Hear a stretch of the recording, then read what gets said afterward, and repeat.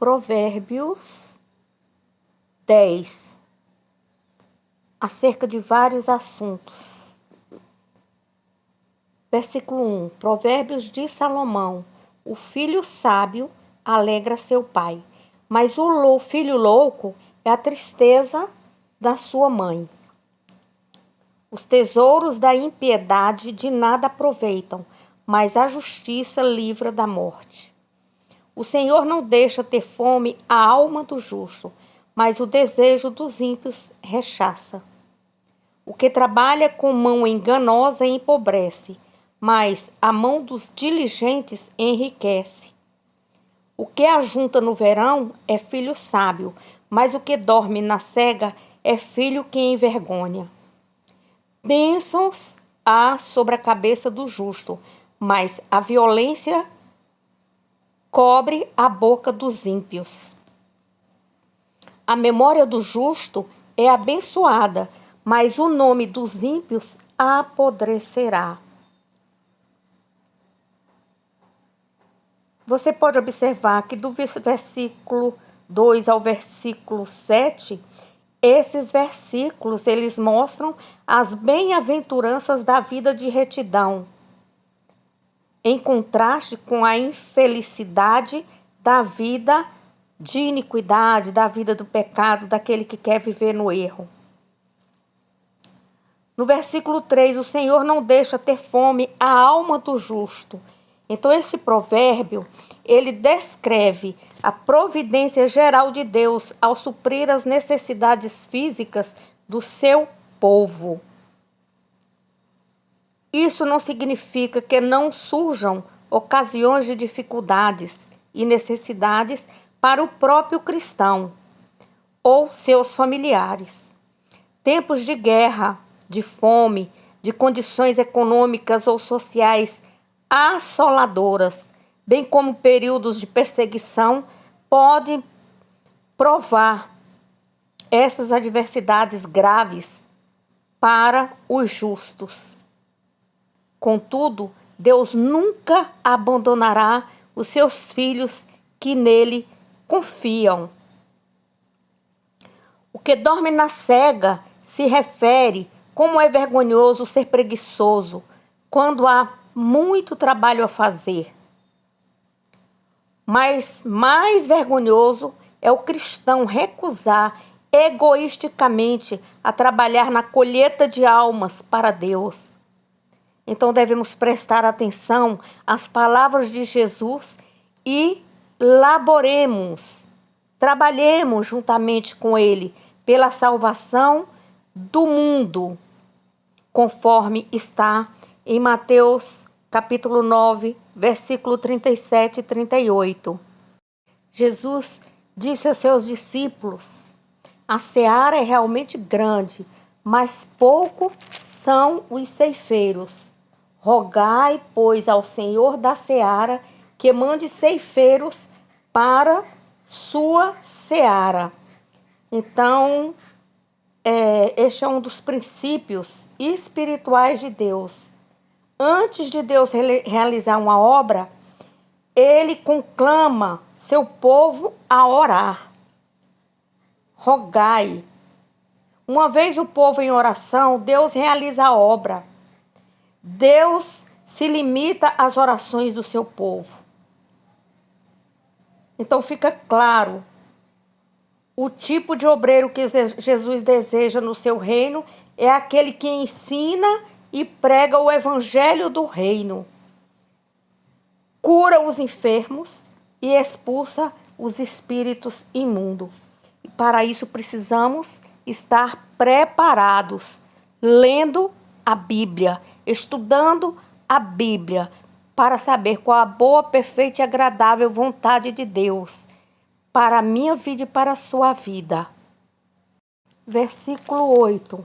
O sábio de coração aceita os mandamentos, mas o louco, paurador, será transtornado. Quem anda em sinceridade anda seguro, mas o que perverte os seus caminhos será conhecido. O que acena com os olhos dá dores, e o tolo de lábios será transtornado. A boca do injusto é manancial de vida, mas a violência cobre a boca dos ímpios. Quando o Senhor fala, a boca do justo é manancial de vida, o que conhecem e seguem os caminhos de Deus levarão outras pessoas à plenitude da vida que Deus fala, que Deus outorga. Comparar onde o Espírito, habitando no cristão, é declarado a fonte de água viva. Porque se da sua vida do cristão jorra essa fonte de água viva, que é Jesus, então ele é verdadeiramente um manancial de vida. À medida que a água viva flui através do cristão, a vida é comunicada aos outros. O crente, o cristão, deve orar para que o Espírito Santo o capacite a realizar essa grande missão. Então devemos estar pedindo a Deus os dons para trabalhar na igreja e os dons para termos crescimento espiritual. Porque somente através da busca do fruto do Espírito Santo é que fluiremos de dentro de nós. Todos vão ver o brilho do Espírito Santo em nossa vida, e aí então os outros vão ver isso em nós. Vão enxergar os frutos que existem em nós. E ali então eles vão querer conhecer o nosso Deus. Eles vão desejar conhecer o nosso Deus. Versículo 12. O ódio excita contendas, mas o amor cobre todas as transgressões. Nos lábios do sábio se acha sabedoria, mas a vara é para as costas do falto de entendimento. Os sábios escondem a sabedoria, mas a boca do tolo é uma destruição. A fazenda do rico é a cidade da sua fortaleza, a destruição dos pobres é a sua pobreza. A obra do justo conduz à vida, mas a produção do ímpio ao pecado.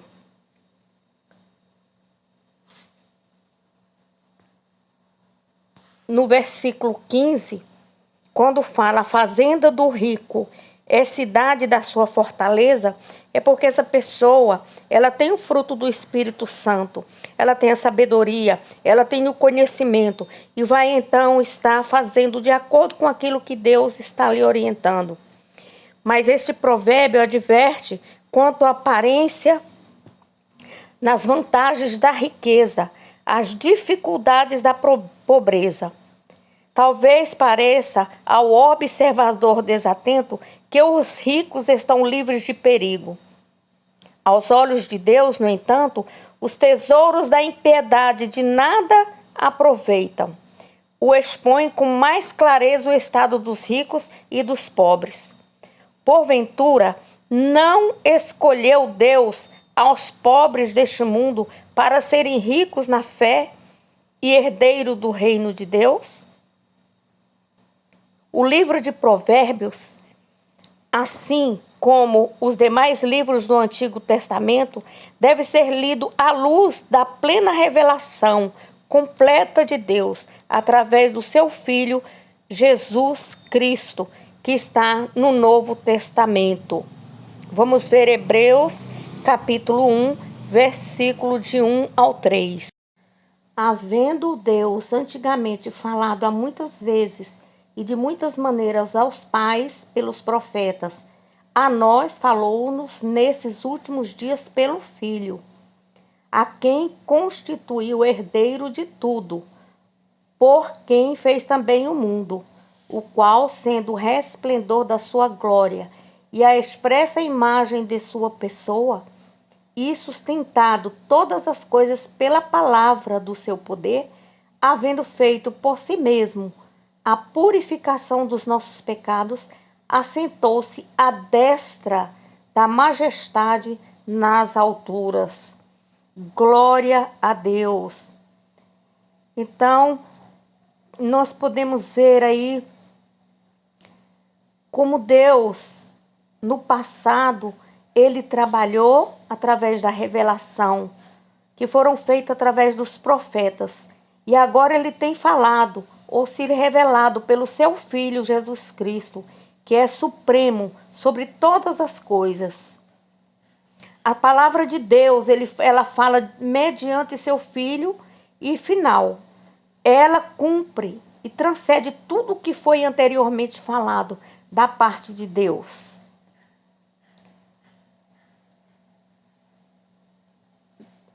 Nem os anjos têm maior autoridade do que Cristo. Ele é o único caminho para a salvação eterna e o único mediador entre Deus e o homem. Então ele se assentou à destra, depois de Cristo ter efetuado o perdão dos nossos pecados mediante a sua morte. Na cruz, ele assumiu o seu lugar de autoridade à destra de Deus. A atividade redentora de Cristo no céu envolve o seu ministério de mediador divino, de sumo sacerdote, de intercessor e de batizador no Espírito Santo. Glória a Deus. Versículo 16. A obra do justo conduz à vida, as produções do ímpio ao pecado. O caminho para a vida é daquele que guarda a correção, mas o que abandona a repreensão, ele erra. Então devemos ter uma vida santa, um caminho que leva à vida. Então, quando nós guardamos a correção que Deus nos faz através da sua palavra, então andamos no caminho de vida. Mas quando a gente abandona essas orientações de Deus, essas repreensões, então estamos errando. Leva para a morte. O que encobre o ódio tem lábios falsos, e o que difama é insensato. Na multidão de palavras não falta transgressão, mas o que modera os seus lábios é prudente. Prata escolhida é a língua do justo. O coração dos ímpios é de nenhum preço. Os lábios do justo apacentam muitos, mas os tolos, por falta de entendimento, morrem. A bênção do Senhor é que enriquece, e ele não acrescenta dores. Então, quando temos essa bênção na nossa vida, nós somos uma pessoa alegre, uma pessoa feliz. Então, muitas riquezas materiais desse mundo procedem do pecado, da ganância, da avareza. E, portanto, nelas não provém de Deus. Ela provém do mundo. Ela provém de coisas erradas. Então, elas entristecem. As riquezas verdadeiras consistem na bênção do Senhor. Quer sejamos pobres ou ricos, a presença e a graça do Senhor são o nosso maior tesouro. Aleluia! Então, nós podemos observar que existem pessoas que são pobres, porém têm a ganância pelo dinheiro. Elas se tornam pobres até mesmo de espírito. Elas servem ao Deus Mamon.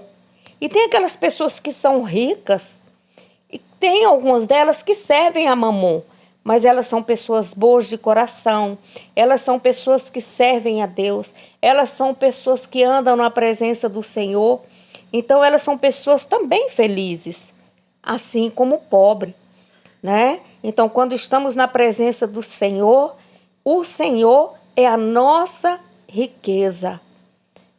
Ele é nosso maior tesouro. Então, não devemos colocar o nosso coração em tesouros desse mundo, porque eles se perdem.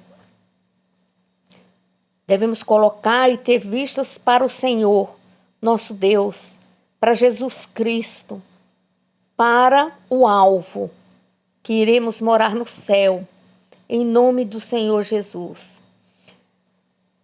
O versículo 23, um divertimento é para o tolo praticar a iniquidade. Para o homem inteligente, o mesmo é ser sábio. Então, a prática do pecado, né, é uma tolice. Então, você que é sábio, você se afasta disso, porque nós estamos na presença do Senhor, buscando a sabedoria, buscando o entendimento, o conhecimento da palavra do Senhor, para sermos resilientes, para guardarmos o nosso coração, porque dele é que procede a vida. Versículo 24. O temor do ímpio virá sobre ele, mas o desejo dos justos, Deus o cumprirá. O próprio Deus, ele cumprirá o desejo do nosso coração quando somos justos. Como a tempestade, assim passa o ímpio, mas o justo tem perpétuo fundamento. Quer dizer, a pessoa passa pela tempestade, quando pessoas somos justas, quando estamos de acordo com a palavra do Senhor, nós temos fundamento na palavra de Deus, porque nós estamos firmados na rocha. Pode vir o vento, pode vir a tempestade, pode vir o que vier. Nós estamos com as nossas raízes profundas na rocha que é Jesus. Versículo 26. Como vinagre para os dentes, como fumo para os olhos, assim é o preguiçoso para aqueles que o mandam. O temor do Senhor aumenta os dias, mas os anos dos ímpios serão abreviados. Então você vê a maioria das pessoas que pecam, você pode observar, o fim dele é triste, o fim dele é a morte, e pior do que isso, é a morte espiritual, é a morte aonde ele vai perder o reino dos céus. A esperança do justo é a alegria, mas a expectação dos ímpios perecerá. O caminho do Senhor é fortaleza para os retos, mas ruína virá aos que praticam a iniquidade, aos que praticam o pecado.